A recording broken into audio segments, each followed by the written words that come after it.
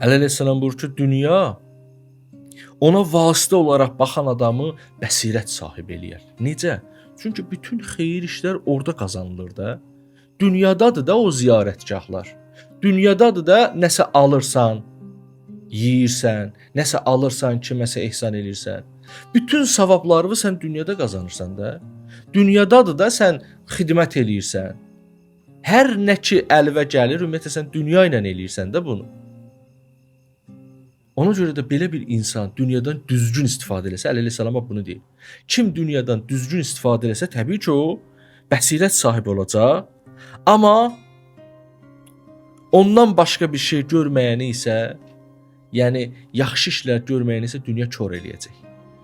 Düzgün istifadə eləməsən dünya səni kor eləyəcək. O gözü əməliyyat eləyən bıçaq var ha. O həkim onu diqqətli eləsə, gözə problemdən nicat verər. Nədirsə o kəsər, götürər. Yox, əgər düzgün istifadə eləməsə həmin adamın gözünü xarab eləyər. Hər ikisini eləyən o bıçaqdır. O bıçaqla düzgün olsa o problemi aradan aparacaq. Xeyrə çatdıracaq, gözü görməyə başlayacaq, daha yaxşı görəcək. Yox, əgər düzgün istifadə eləməsə o gözü əksinə xarab eləyəcək. Bu dünya belədir. Görürsüz nə qəşəng hədislər bizə dünyanı anladır.